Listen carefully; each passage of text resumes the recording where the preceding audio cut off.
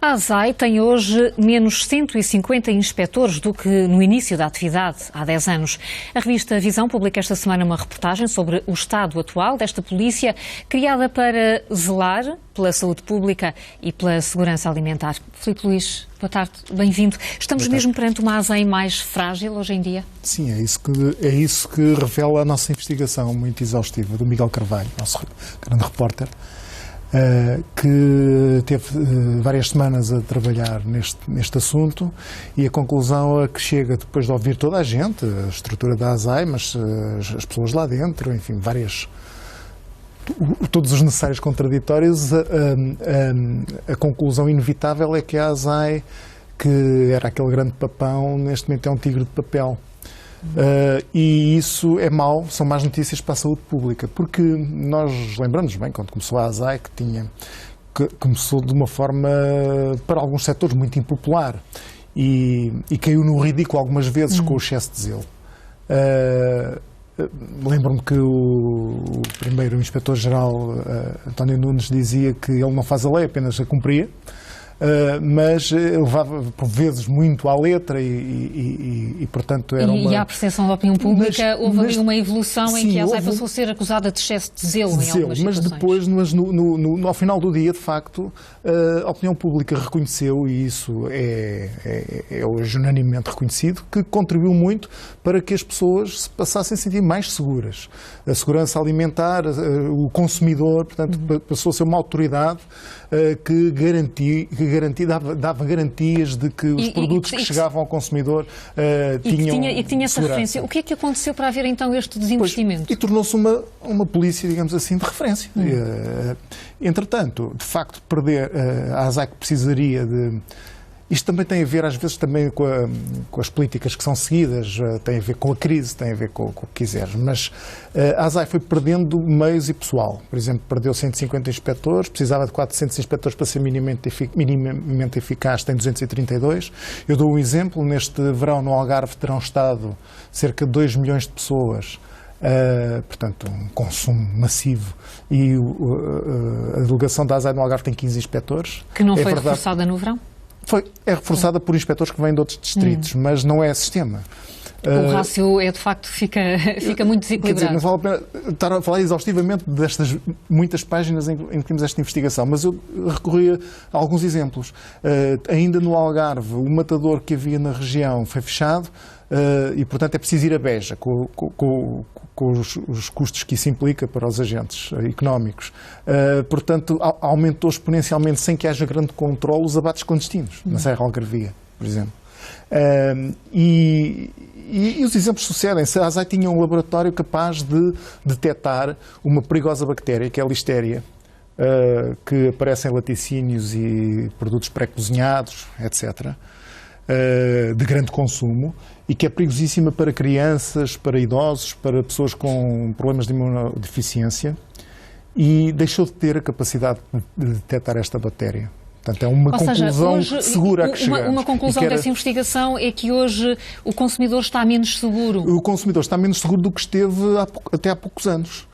De facto, estava muito menos seguro antes de existir a ASAI, passou a estar muito mais seguro porque era uma força que atuava, por vezes com o tal excesso de zelo que lhe valeu algumas críticas justas, mas que no cômputo geral atuava em benefício do consumidor, e que atua cada vez menos. Basta dizer que entre 2011 e 2015 reduziu a diminuição de apreensões em quilos de mercadoria, reduziu 77%.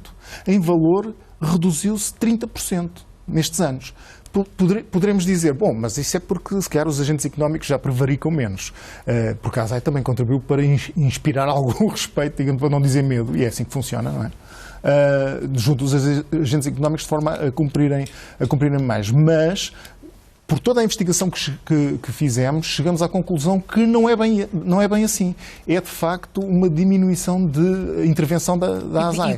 E de fiscalização. E, portanto, estas coisas funcionam assim. Se as pessoas, e aqui dá-se um exemplo, o nosso jornalista Miguel Carvalho dá um exemplo, que é, as pessoas usam cinto de segurança na estrada. Se ninguém fiscaliza o uso do cinto de segurança, começam a deixar de usar, não é? E, portanto, perdendo-se aquilo que eu vou chamar, sem papas na língua, medo, da ASAI, perde-se o sentido também de a necessidade de cumprir essas regras. Agora, aqui é uma loucura, porque a ASAI fiscaliza 900 mil empresas em Portugal. Tinha aqui sublinhado um número que é o facto de, um absurdo, que é o facto de estes inspectores hoje em dia, não é só a segurança alimentar, fiscalizam tudo. Está presente em todas no nosso cotidiano, sem que saber, o colchão onde dormimos é fiscalizado pela ASAI. Quer dizer, e, portanto, ou todos era os produtos. suposto e agora fica isso em causa. E, portanto, temos inspectores que são, em poucos dias, tenho uma frase que eu sublinhei, em poucos dias, uns inspectores que tornaram-se multiusos, não é?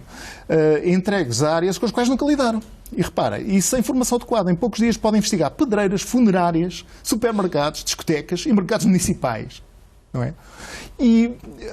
Portanto, isso dá-nos a dimensão das funções da ASAI e também das limitações que existem agora. Dispersão de funções e de competências que depois não está preparada a montante para as cumprir cabalmente.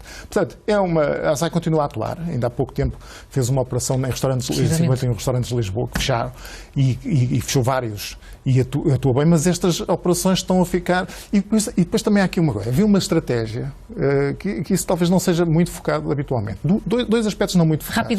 Rapidamente. A primeira era a estratégia inicial da ASAI era mediatizar a sua atuação.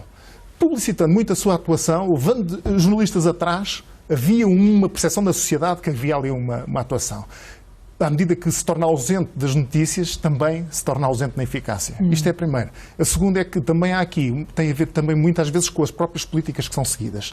Que é, por exemplo, governos, está também explicado e demonstrado que governos mais à direita estão mais pressionáveis pelos agentes económicos e os governos mais do Partido Socialista inclinam-se mais para o lado do consumidor. E, portanto, a ASAI não pode ser partidarizada. Para poder atuar como deve ser. Portanto, isto no fundo é um alerta, não deixamos de ter a ASAI continua a atuar dentro das suas possibilidades, mas é preciso... Mas está a atuar com menos meios e com todas as consequências e nós temos neste momento motivos para nos sentir muito mais inseguros no nosso consumo cotidiano. Filipe Luís, obrigada. Boa tarde. Nada. Boa tarde. Um dos dirigentes desportivos